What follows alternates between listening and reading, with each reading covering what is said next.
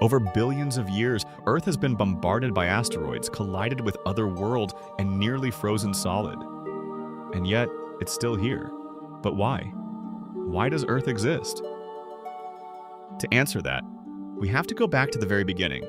About 4.5 billion years ago, everything started with a cloud, a massive cloud of gas and dust in space. It collapsed, began to spin, and grew hotter and hotter, until the sun was born. And around it, tiny pieces of matter started to come together. These pieces grew, collided, and formed the first planets.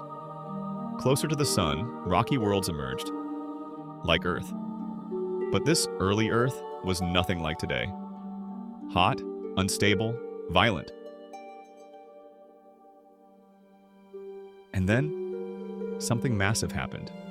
A planet the size of Mars collided with Earth. The impact sent debris into space, which later came together and formed the Moon. At that time, there were no oceans. All water existed as vapor. But as Earth cooled, something changed.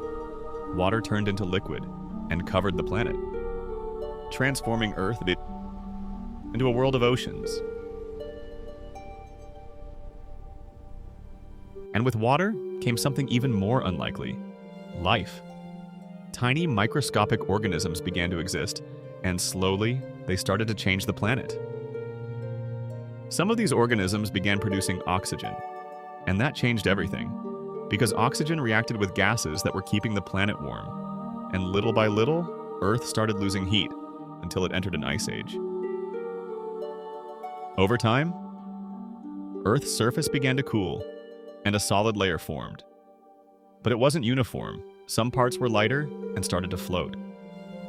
These became the first pieces of land. Small at first, but they grew, merged, and formed the first continents. Over time, they kept moving. They came together, forming massive land masses, and then broke apart again. Meanwhile, life was evolving, becoming more complex, but not always, because at times, almost everything disappeared. Mass extinctions wiped out much of life on Earth and made room for new life to emerge. Life was in the oceans. The first organisms lived in water. Then came fish. And later, some began exploring land. That's how amphibians appeared. Creatures living between two worlds, and eventually, life fully conquered land. Reptiles emerged, and then dinosaurs. For millions of years, they ruled the planet, until another asteroid changed everything. After that, mammals began to diversify. Some stayed on land, others returned to the ocean, giving rise to animals like whales and dolphins. But on land, one lineage changed everything.